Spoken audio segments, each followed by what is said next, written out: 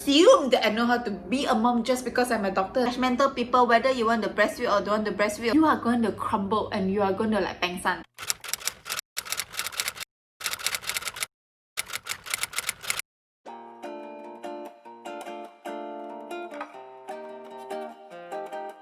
If you are struggling to find your own place and your happiness in your new motherhood journey, welcome to my channel. I Love Mom is the best place for mom. Tell my friends that being a mom is like on a runaway train. Once you're on it, you cannot get off it. No matter what you do, there's no way that you can get off it. You're on it forever and ever, and you have to show up every single day for your children, for your family, as well as for yourself. Because there's nobody else that can take away your place. There's nobody else that can do you better as a mom than you do a mom, because nobody else is going to love your children as much as you love your own children. Being a mother is really one of the craziest, hardest thing that I've ever done, but I'm going to tell you that it is also one of the most fulfilling and rewarding thing that you've ever done in your life. So the only person that is in the way of your happiness is you. It is not easy to raise a kid or kids in my case. On top of that, if you're working, so now if you're a working mother, then you are already biasa already lah with juggling your work, coming home to your family, jaga your husband, jaga your anak, jaga your in-law. Now we all know that motherhood is not a cupcake walk, because really we are dealing with like people, tiny little people who are like dirty, messy, they cannot obey your command, they don't understand command, they just like chin chai only, chill, slumber. And then you have to work also. You have to be a colleague, a co-worker, a boss, or a subordinate, wherever you might be at work.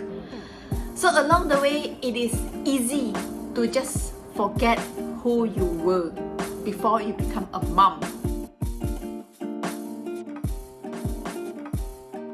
Because if you are being called a mom for like the 100th time, the 1000th time in a day, mommy, mommy, mommy, mommy, mommy, it is easy to get your mind stuck at that role only, where it is easy to forget that you actually have other roles in your life to perform, to do, and people expect you to do it well too. Because motherhood is really hard, it is really challenging, and nobody grow up knowing how to be a mom. Even when you're pregnant, it doesn't mean that you know how to be a mom. I'm a doctor, people assume that I know how to be a mom just because I'm a doctor. No, I don't know how to be a mom. I learned every single day. So what's the difference between a happy mom and an unhappy mom? It's the mindset.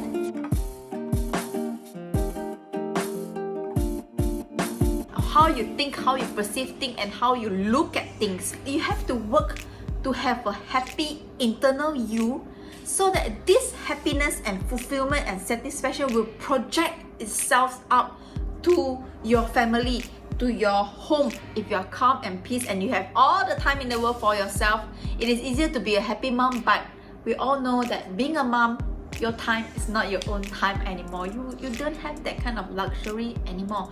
So how can you be happy as a mom?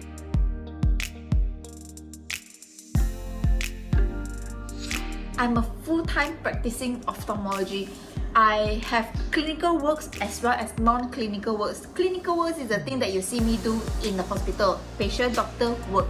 Patient, doctor, operate. Patient, doctor, give medication, prescription, give MC. That sort of clinical work. Non-clinical works is the things that like proposal, presentation, talks, ceramah, whatsoever, and those are the non-clinical works. Teaching the younger doctors, that is also part of the non-clinical works. And some of the non-clinical works I tak habis buat in the hospital. I have to bring it back home to do.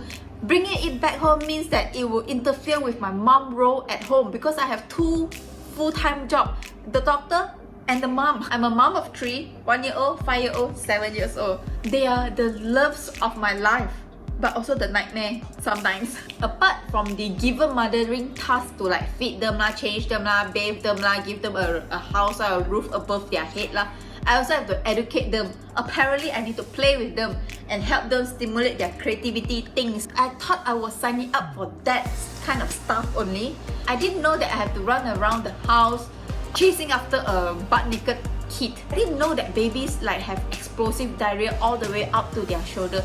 I didn't know that the more tired they are, the more difficult it is to make them go to sleep, because when I'm tired, I just sleep. Right? Right? Tired, go and sleep lah, but it's so much more difficult if we have missed the nap time and then they are cranky. Oh, susah betul. I have the tendency to be overwhelmed, and it is easy to understand why. Like when I come back and I see like a mess at home, or there's I know that there's a laundry that needs to be folded, and I know also that I have non-clinical work to do, I get so anxious, and then I start to lose my temper and I scold everyone and make everyone have a bad day because I cannot control myself because I'm an unhappy mom. So in those moments, I realized that I have been putting my happiness towards outwards projections, like a clean house to fulfill me. What I really need to do is to look within inside me and realize that if I'm happy here, everything else will be enough. Which comes to my first point, is that you are enough.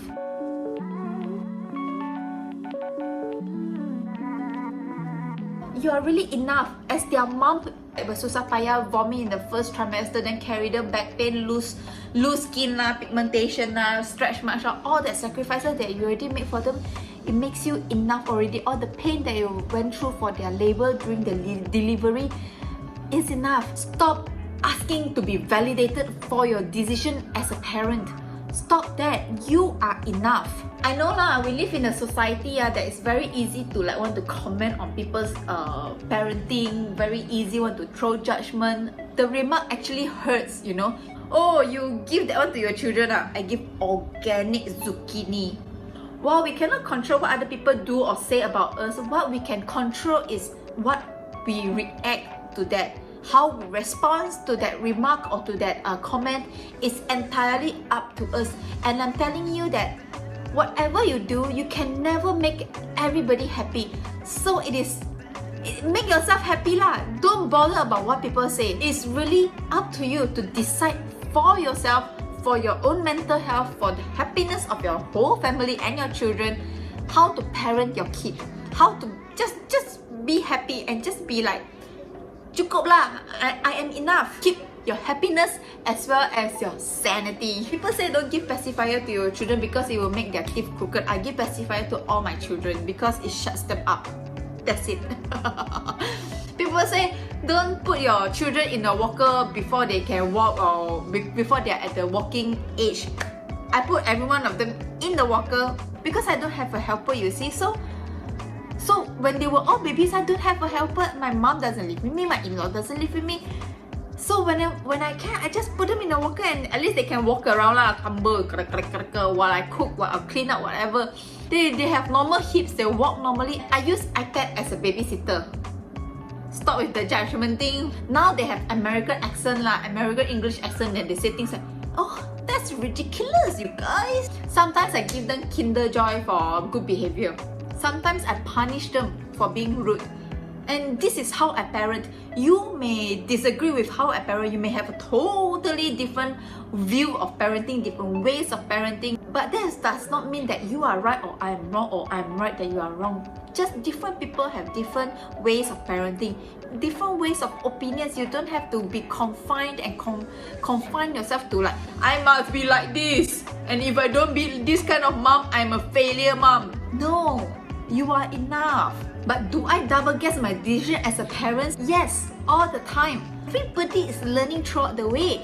Maybe I decided that this is the best thing for my children now, for my family. And then later, a few months, I said, oh, this way is not working for me, then I'll try another way. It does not mean that one shoe fits all. No, I have 3 kids. 3 kids I mother the same way, I parent the same way, and they turn out all differently. So I have to handle one kid differently from the other kid. But what I constantly tell myself is that I am doing the best that I can now, that I know now. And I am doing the best that I can for them, for my sanity, for my mental health, and to provide a very safe and happy environment for them to grow up. And this is the best that I can handle right now.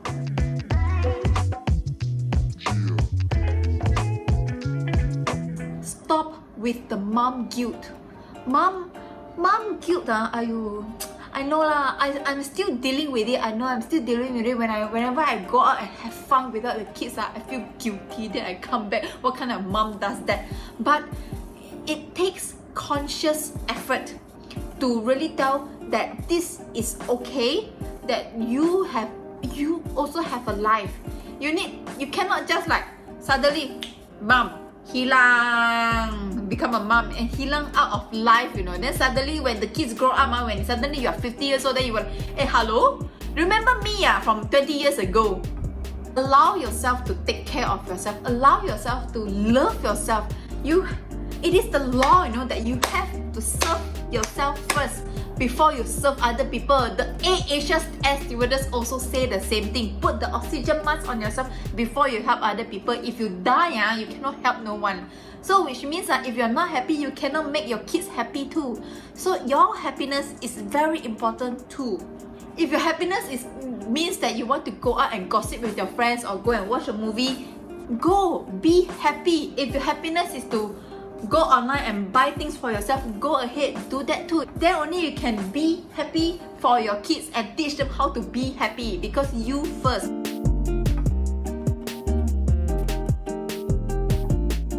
Also, I want to tell that there is no shame in asking for help. If you are struggling and you are suffering, you have to ask for help. It is okay and there is no shame in it. Okay lah, till the age of 2 or 3, you do everything for them. After that, they have to learn to do things for themselves, because they have to learn to be independent. You are not an entertainer. You are not a clown, You don't have to entertain them all the time. Teach them to be independent. Teach them to entertain yourself, because that will reap rewards in years to come. When they know like, oh, I can entertain myself by playing with this puzzle. Just learn to entertain yourself lah. You are not a lousy mom if you ignore them for a while just because you want to watch this Insta story. You're not lousy mom if you miss some of the homework and cause them to kena marah, because it's their own responsibility. What they have to learn also.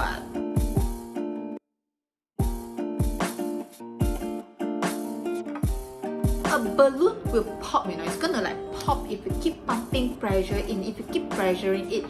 Sometimes you really have to let go of the air in the balloon before you continue to pump again. Take the break.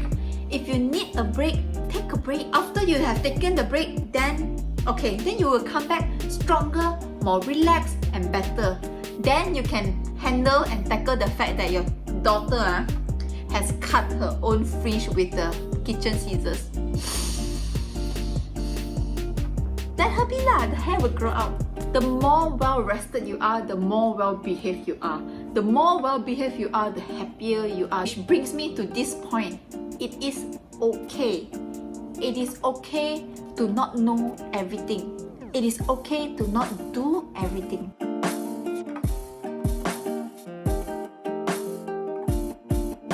I have to be honest here. I cannot accept anything that is less than perfect. While I value perfectionism in my workplace, however, I realize that this perfectionism trait is quite destructive if I bring it back home. If I continue to use this perfectionism trait as in my mom job, in the role of me being a mom, because kids really are. Oh my god, kids are dirty. They really don't care what you say, especially the kids if they are like baby and under 3. Oh, they really don't care. They want to throw tantrum, they throw tantrum. They want to be cranky, they be cranky. What can you do? You want to beat them until when? You cannot do that. You just have to accept that some things are not within your control, and it is okay. You have to accept that they take 2 years to just wear their socks, and then you have to accept that sometimes they'll cry if you accidentally press the lift button for them because they want to press it. Alamak. You have to accept that sometimes they scratch their crotch in public. That's what they do. That's what 5-year-olds do. And if I keep on trying to be the perfect mom like what I imagine myself to be, I'm gonna burst away like that balloon. I'm gonna burst, pop, and I'm gonna argue with my husband. We're gonna be divorced after being a mom. If really that is the pressure that you put yourself into, you are going to crumble and you are going to like bang san. You have the whole day planned out and then suddenly things don't go exactly as you planned.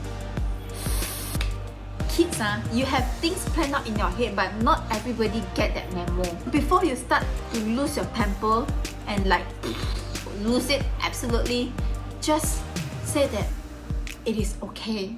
It is okay. Learn to roll with it, learn to live with it, learn to be flexible, because you are the only one who can decide what you want to do or how you want to react to things that is happening to you, because you are the only one that is in the way of your own happiness.